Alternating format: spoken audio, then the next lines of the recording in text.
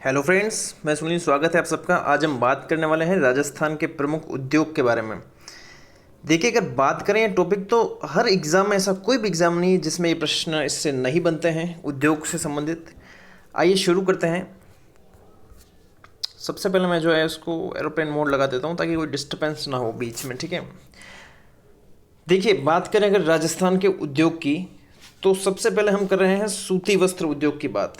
सूती वस्त्र उद्योग, देखो, सूती वस्त्र उद्योग जो है इसका पहला जो कारखाना है, सूती वस्त्र उद्योग का पहला कारखाना वो लगा था 1889 में ब्यावर, जो कि अपने अजमेर में है।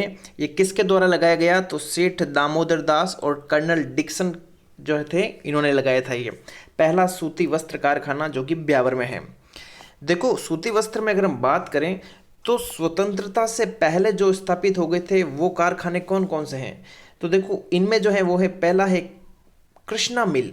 कृष्णा मिल की बात करें तो अभी हमने बात की, यही जो ब्यावर में है वो वाला, इसकी स्थापना 1889 में ब्यावर अजमेर में हुई है। उसके बाद जो हुआ था स्थापित, वो था दी एडवर्ड मिल्स कारखाना। ये 1906 में ब्यावर अजमेर में स्थापित हुआ।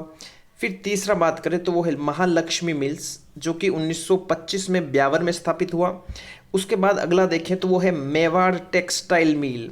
मेवाड़ टेक्सटाइल मिल है भीलवाड़ा में, जिसकी स्थापना वहाँ पे 1938 में हुई थी, भीलवाड़ा में। फिर उमेद मिल की बात करें तो यह है पाली के अंदर, और इसकी स्थापना 1942, यह प्रश्न पूछा गया है 1942 वाला, ध्यान रखिएगा। फिर है शार्दुल टेक्सटाइल मिल, इसकी स्थापना 1946 में हुई है गंगानगर में। तो ये थी स्वतंत्रता से पूर्व स्थापित सूती वस्त्र कारखाने, ठीक है। इनकी स्थापना हमने अभी देख लिया है, वर्ष भी देख लिया है। नेक्स्ट हम बात करते हैं स्वतंत्रता के बाद जो स्थापित कारखाने हुए हैं सूती वस्त्र के, वो कौन कौन से हैं। देखिए, इनमें है आदित्य कॉटन मिल, यह है किशनगढ़ अजमेर में। विजय कॉटन मिल, देखिए विजय कॉटन मिल है विजयनगर, जो कि है विजयनगर, कहाँ पर है? भीलवाड़ा में है। फिर बात की जाए तो राजस्थान सहकारी मिल, ये जो सहकारी मिल है इसको स्पिन फेड में भी शामिल किया गया है। ये गुलाबपुरा भीलवाड़ा में है, ओके। ये भी जो है स्वतंत्रता के बाद स्थापित हुई थी। वही बात करें अगर राजस्थान टेक्सटाइल मिल, तो यह है भवानी मंडी झालावाड़। कहाँ पर है राजस्थान टेक्सटाइल मिल? भवानी मंडी झालावाड़। फिर नेक्स्ट गोपाल टेक्सटाइल मिल, यह है कोटा के अंदर। गोपाल टेक्सटाइल मिल कहाँ पर है? कोटा के अंदर है।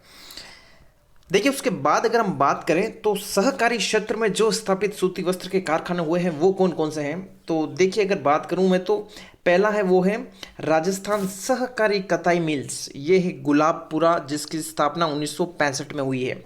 दूसरा जो कि है वो है श्री गंगानगर सहकारी कताई मिल्स, जो कि हनुमानगढ़ जिले में है। देखो, नाम गंगानगर है लेकिन है हनुमानगढ़ में। इसकी स्थापना 1978 में हुई है, ठीक है, ये ध्यान रखना है आप। फिर तीसरा जो है वो है गंगापुर सहकारी कताई मिल्स, जो कि गंगापुर, और गंगापुर कहाँ है? भीलवाड़ा में है, ठीक है। इसकी स्थापना कब हुई है? वो हुई 1981, ओके। ये तीनों ही आपको जो है अच्छे से वर्ष जो है इनके याद करने हैं। फिर देखो, नेक्स्ट हम बात करते हैं वो है स्पिन फेड। स्पिन फेड जो है वो क्या है? देखो, तो इसकी स्थापना 1 अप्रैल 1993 को हुई है। इस स्पिन फेड में देखो, ये जो शुरुआत की जो सहकारी सूती वस्त्र जो कारखाने हैं ना, ये तीनों जो है ना, ये यहाँ पर हैं, फर्स्ट, सेकंड और थर्ड, जिसमें राजस्थान सहकारी कताई मिल, श्री गंगानगर सहकारी कताई मिल्स और गंगापुर सहकारी कताई मिल्स, ये तीनों हैं। और इसके साथ में अगर बात की जाए तो राजस्थान सहकारी मिल्स, जो कि गुलाबपुरा भीलवाड़ा में है, इन चारों को मिला के बनाया गया है स्पिन फेड 1 अप्रैल 1993 को, ये ध्यान रखना है आपको। फिर नेक्स्ट हम बात करते हैं कांच उद्योग के बारे में, ग्लास इंडस्ट्री के बारे में। तो राजस्थान में कांच बनाने के कारखाने कहाँ कहाँ हैं? देखो, तो the hi tech precision glass factory Dholpur में है, सेमकोर ग्लास फैक्ट्री कोटा के अंदर है, Saint Gobain glass factory, Gobain word ध्यान रखना, ये कहरानी अलवर के अंदर हैं। ये कांच उद्योग के जो है कारखाने हैं प्रमुख। नेक्स्ट हम बात करते हैं चीनी उद्योग की। तो देखो, चीनी उद्योग की बात करूं तो चीनी के प्रमुख कारखाने जो हैं वो है, देखो, पहला जो कारखाना लगा वो 1932 में निजी क्षेत्र में दी मेवाड़ शुगर मिल भोपाल सागर में लगा है, ठीक है, जो कि कपासन के आसपास है, भोपाल सागर चित्तौड़ जिले में, ओके। फिर दूसरा जो कारखाना है वो जो लगा है 1956 के में, ठीक है, 56 में दी गंगानगर शुगर मिल नाम से, जो कि सार्वजनिक क्षेत्र में है। ये किस में है? सार्वजनिक क्षेत्र में है। देखो, ये जो है ना, ये मिल यहाँ पे 1968 में चुकंदर से चीनी बनाने का काम शुरू हुआ था। किससे? चुकंदर से। फिर देखो तीसरा कारखाना 1965 में केशवरायपाटन बूंदी में, ये सहकारी क्षेत्र का है, चीनी कारखाना। ओके, ये ध्यान रखना आपका। देखो ये एकमात्र ऐसा उद्योग है जो कि तीनों क्षेत्र में है, निजी, सार्वजनिक और सहकारी क्षेत्र। ठीक है, नेक्स्ट देखो अब हम बात करेंगे वनस्पति घी उद्योग का पहला कारखाना जो कहाँ लगाया गया है, ये भीलवाड़ा में 1964 में लगाया गया है, ध्यान रख लेना वर्ष 1964। अब हम बात करते हैं सॉल्ट, नमक। ठीक है, नमक उद्योग की बात करते हैं। तो देखो जो सांभर जिले ना, वहाँ पे कौन सा जो है उद्यम कार्य कर रहा है, कौन सा उपक्रम कार्य कर रहा है, तो केंद्र सरकार का एक उपक्रम है जिसका नाम है हिंदुस्तान साल्ट लिमिटेड। ठीक है, इसके अधीन कौन काम कर रहा है, सांभर साल्ट लिमिटेड, जिसकी स्थापना 1964 में हुई है, सांभर साल्ट लिमिटेड। ठीक है, केंद्र सरकार का एक उपक्रम है, 1964 में इसकी स्थापना हुई है, 1964 वर्ष, ध्यान रख लेना। फिर बात करें राजस्थान स्टेट केमिकल वर्क्स, ये डिडवाना नागौर में है, राजस्थान स्टेट केमिकल वर्क्स।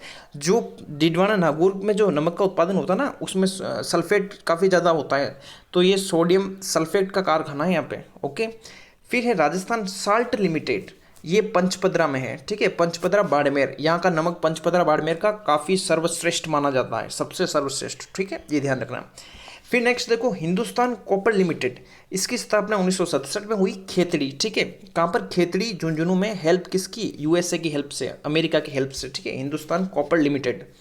फिर इसी वर्ष हिंदुस्तान मशीन टूल्स एचएमटी, जिसकी स्थापना अजमेर में हुई, चेकोस्लाविया की मदद से। जो देश है वो है चेकोस्लाविया। फिर देखो ये काफ़ी इंपॉर्टेंट है, राजस्थान की औद्योगिक नीतियाँ, जिसमें हम बात करें अगर पहली औद्योगिक नीति तो वो आई है 24 जून 1978 को राजस्थान में। उसके बाद कुल 7 औद्योगिक, देखो ये शुरू से 1 से लगा के 7 औद्योगिक नीतियाँ अभी तक आ चुकी है, जारी हो चुकी हैं। पहली है 24 जून 1978, दूसरी है 1991 में आई, फिर 1994, फिर 98, फिर 2010, फिर 2015, और वर्तमान में जो 7वीं है वो 1 जुलाई 2019, ये डेट ध्यान रख लेना, 1 जुलाई 2019 को आई है 7वीं औद्योगिक नीति। फिर अभी हम देखो इसके बाद हम बात करने वाले हैं, अब देखो रासायनिक खाद कारखानों के बारे में। देखो रासायनिक खाद कारखानों की अगर मैं बात करूं तो श्री राम फर्टिलाइजर जो खाद का कारखाना है ये है कोटा के अंदर। अब हम नेक्स्ट बात करते हैं डीएपी का खाद कारखाना, ये जो पहला कारखाना है डीएपी खाद का। ठीक है, डीएपी खाद का पहला कारखाना कहाँ पर लगा है, चंबल फर्टिलाइजर गड़ेपान कोटा के अंदर। कहाँ पर, चंबल फर्टिलाइजर गड़ेपान कोटा में ये डीएपी का पूरा नाम क्या होता है, डाई अमोनियम फॉस्फेट, ध्यान रखना। ठीक है, ये कहाँ पर है, गड़ेपान कोटा में। फिर देखो डीएपी खाद का सबसे बड़ा कारखाना जो है वो कप्पासन में है, कप्पासन में चित्तौड़ में है। ठीक है, ये कौन सा है, इसका नाम है राजस्थान राष्ट्रीय केमिकल्स एंड फर्टिलाइजर। ठीक है, ये ध्यान रख लेना। उसके बाद हम बात करें सीमेंट के कारखाने, सीमेंट है जिससे अपन मकान वगैरह बनाते हैं। ठीक है, ध्यान रखना सीमेंट के कारखाने कौन से हैं। देखो सीमेंट का पहला कारखाना राजस्थान में ये लगा है लाखेरी बूंदी में 1915 में, जिसका नाम है एसईसी सीमेंट्स। कौन सा, SEC cement. Okay, Lakheri Bundi में लगा है। अब देखो सफ़ेद सीमेंट के आपको 2 कारखाने याद रखने हैं, एक है जेके वाइट सीमेंट जो कि गोटन नागौर में है, जेके वाइट सीमेंट कहाँ पर है, गोटन नागौर। और बिड़ला वाइट सीमेंट ये कहाँ पर है, खारिया खंगार। खारिया खंगार कहाँ पे है, जोधपुर में है। ओके, ध्यान रख लेना। अब हम देखेंगे अन्य सीमेंट के प्रमुख कारखाने। ओके, ये आप बस याद रखिए इनको। जेके सीमेंट जो है ना, ये कारखाना है निम्बाहेड़ा में। बिड़ला सीमेंट का कारखाना है चित्तौड़ डिस्ट्रिक्ट में। बिनानी सीमेंट जो है वो है सिरोही के अंदर। ठीक है, ये तीनों हो गए। उसके बाद जो है वो है मंगलम सीमेंट, ये मोड़क कोटा में है। श्री राम सीमेंट ये भी कोटा में है। श्री सीमेंट ब्यावर में है। अल्ट्राटेक सीमेंट कोटपुतली में है। ठीक है, और लाफार्ड सीमेंट ये कि निम्बाहेड़ा के अंदर है। तो ये है अपना उद्योग का पूरा टॉपिक आज हो चुका है। अगर ये आपको वीडियो अच्छा लगे तो उसको अधिक से अधिक शेयर करें। अगर कोई भी डाउट हो तो कमेंट बॉक्स में कमेंट करें और चैनल को सब्सक्राइब करना बिल्कुल ना भूलें। धन्यवाद।